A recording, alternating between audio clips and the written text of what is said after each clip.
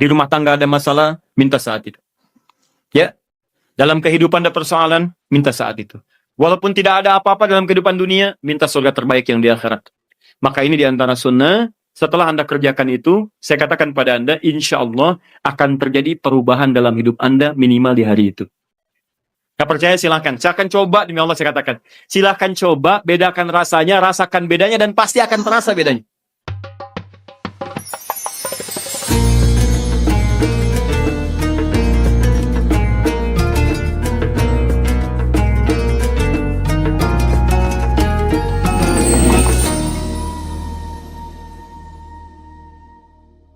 Ali bin Abi Thalib mengajarkan doa dari Nabi SAW setelah kemudian tahajud, setelah beristighfar kepada Allah. Lalu doa pertama yang disampaikan bukan doa permintaan lain-lain dulu, tahan dulu yang lainnya, tapi yang didahulukan yang ini. Ya Allah, amalan pasca tahajud. Oh, hati-hati ya. Materi ini bukan hanya penting untuk sesuai amalan Nabi, tapi nanti ada beberapa keistimewaan ketika Anda bisa amalkan itu. Yuk kita mulai bahasan pertama. Istighfar. Perbanyak istighfar. Kedua doa. Dan ketiga rehat sejenak. Jadi ada ahli surga yang punya kebiasaan di bumi. Ada ahli surga yang punya kebiasaan di bumi. Kalau Anda ingin lihat ahli surga spesial sedang ada di muka bumi, lihat orang yang rajin tahajud, yang pasca tahajud, salah satunya dia perbanyak istighfar kepada Allah Subhanahu wa taala. Ini poin. Jadi, maaf, setelah selesai tahajud, Anda salam, kanan, kiri, selesai kemudian witirnya, ada peluang nih, amal lagi. Ya, jangan langsung istirahat. Walaupun cuma satu kalimat. Jeda sebentar, hadirkan ketenangan setelah ibadah. Syukuri itu semua. Setelah itu baru kemudian Anda kondisikan hati untuk bisa mendekat kepada Allah. Baru Anda ungkapkan kalimat, Astaghfirullahaladzim. Astaghfirullahaladzim. Astaghfirullahaladzim. Alladzi la ilaha illa huwal hayyul qayyum wa atubu. Astagfirullah. Astagfirullah. Astagfirullah. Nah, disinilah teman-teman dua hal bisa kita kerjakan. Sekarang kita bicara bagaimana cara beristighfar seperti diisyaratkan Al-Quran ini. Kita ambil bagian pertama. Satu. Awas hati-hati. Karena ini peluang diampuni dosa cukup besar di sini. Dan seketika Allah yang mengampuni. Seketika Allah langsung yang mengampuni. Jadi ada orang yang ketika istighfar di waktu sahar, seketika diampuni oleh Allah Subhanahu wa taala. Bagaimana caranya? Mari kita lihat. Jadi kalau Anda beristighfar, memohon ampun dari kesalahan atau dosa, jangan sekedar kalimat itu keluar di lisan. Hanya formalitas, ya Allah ampuni saya, ampuni saya. Setiap kalimat yang disampaikan dalam Al-Quran, ingat baik-baik, ataupun dalam hadis, itu selalu diistilahkan dengan zikir namanya. Zikir. Ingat baik-baik ya, setiap kalimat kebaikan yang diungkapkan di lisan, itu selalu diistilahkan oleh Quran dengan zikir.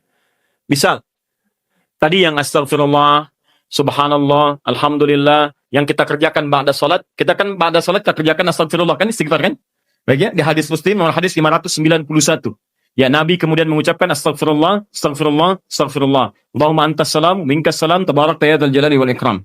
Di hadis Muslim hadis 593 kemudian mengatakan la ilaha illallah wahdahu la syarika lah, lahul mulku wal hamdu wa huwa ala kulli syai'in qadir. Baru setelah itu subhanallah, alhamdulillah, Allahu akbar.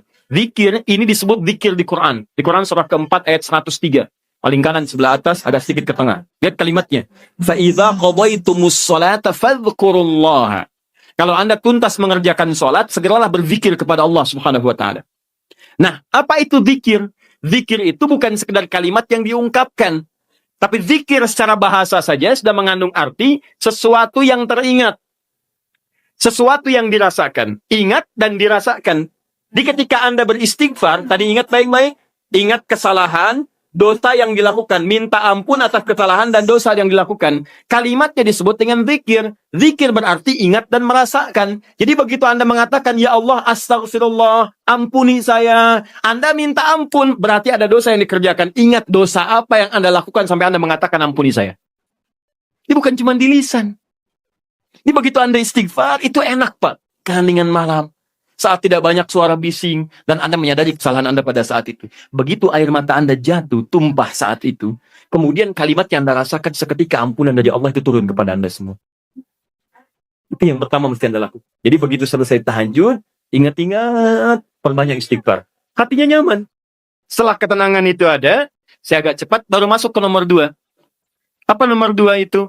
Ini yang saya maksudkan. Awas kalimatnya hati-hati.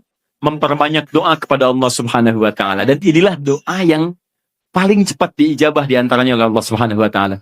Doa yang dipanjatkan di keheningan akhir sepertiga malam, menjelang fajar, dalam keadaan pasca istighfar, bahkan langsung dikatakan di hadis qudsi, jika Anda meminta, maka tidak akan pernah ditolak.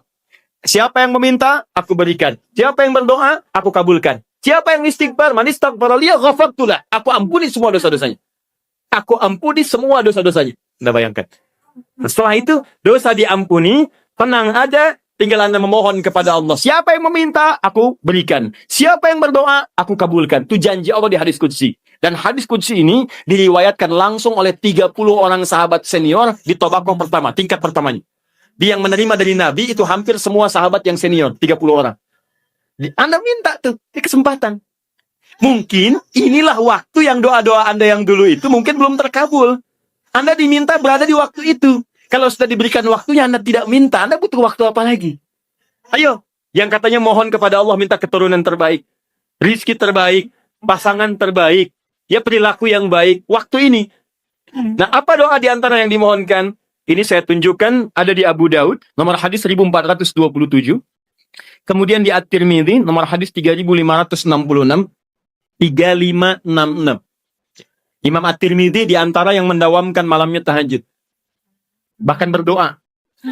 Terus istighfar. Sampai buta matanya. Ya, orang bertanya, Syekh lima hakadha, kenapa Anda masih seperti ini?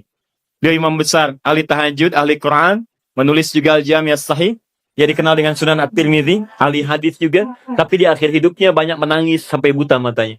Ditanya kenapa sampai begini? Kata beliau, saya khawatir dan takut ketika diwafatkan dan menghadap kepada Allah, belum cukup bekal saya dipandang oleh Allah Subhanahu wa Ta'ala.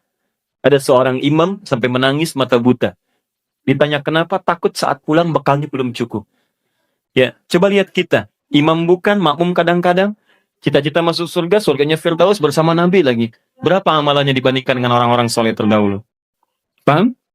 Baik. Kemudian ada juga di An-Nasa'i. Kalau At-Tirmidzi nama aslinya bukan At-Tirmidzi, nama aslinya Muhammad. Muhammad tinggal di Tirmidz, dikenal dengan At-Tirmidzi. Beliau hafal 500.000 hadis.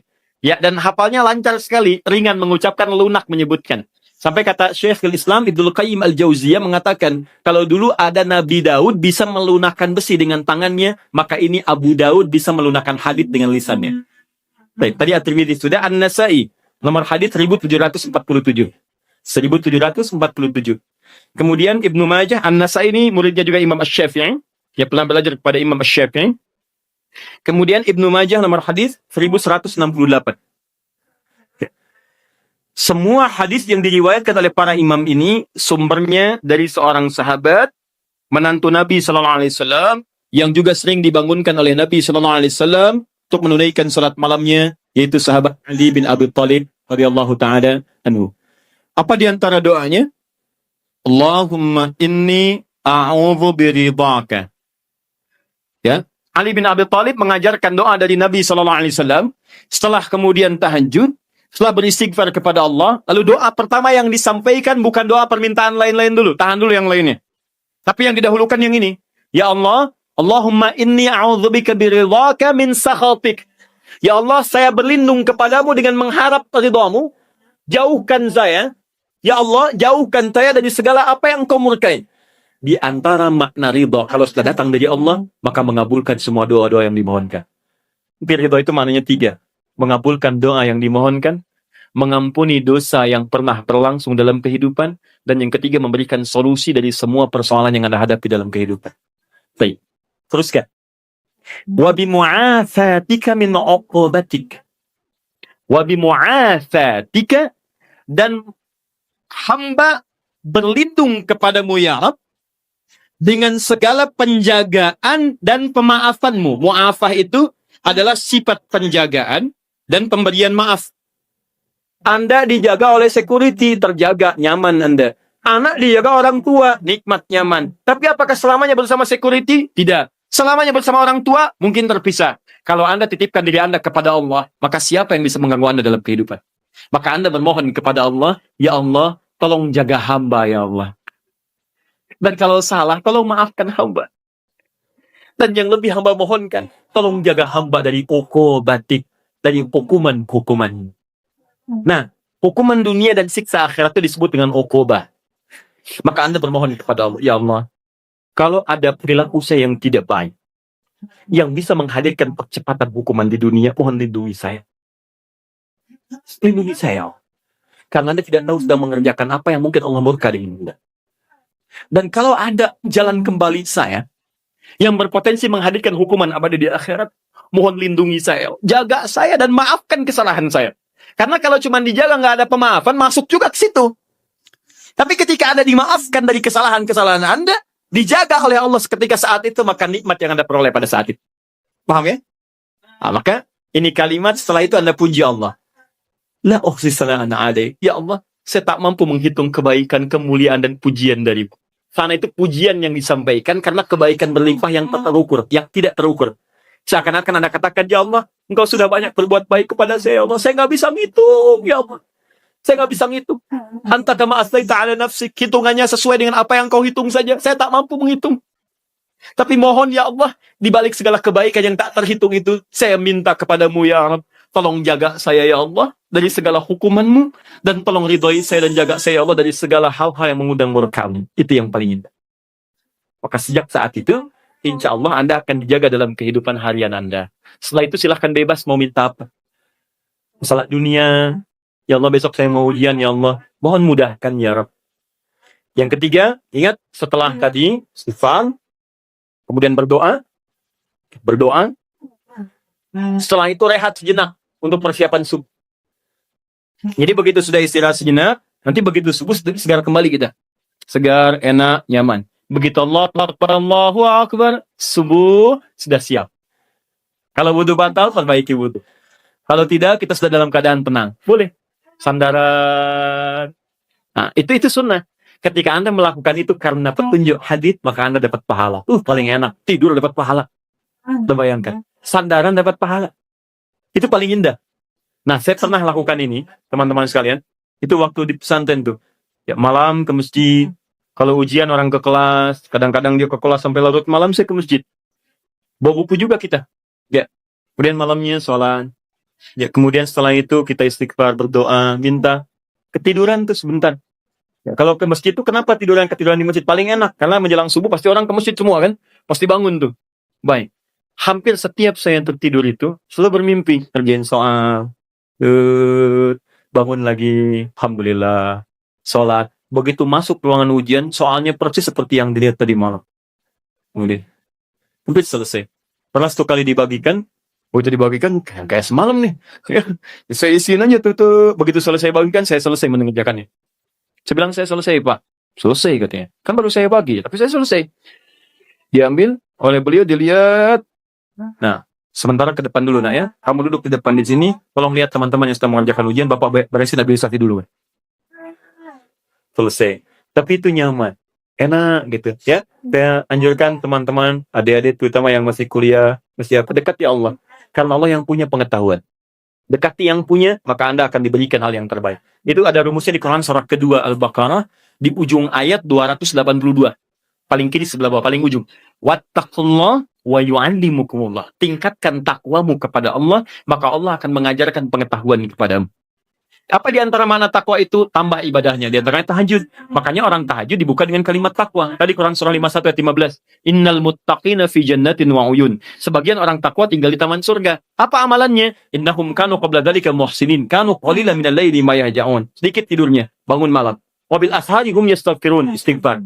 Nah, saya sarankan walaupun Anda dalam beraktivitas keseharian, setelah itu istighfar, sebelum rehat, perbanyak doa. Doa, maaf ya maaf sekali lagi.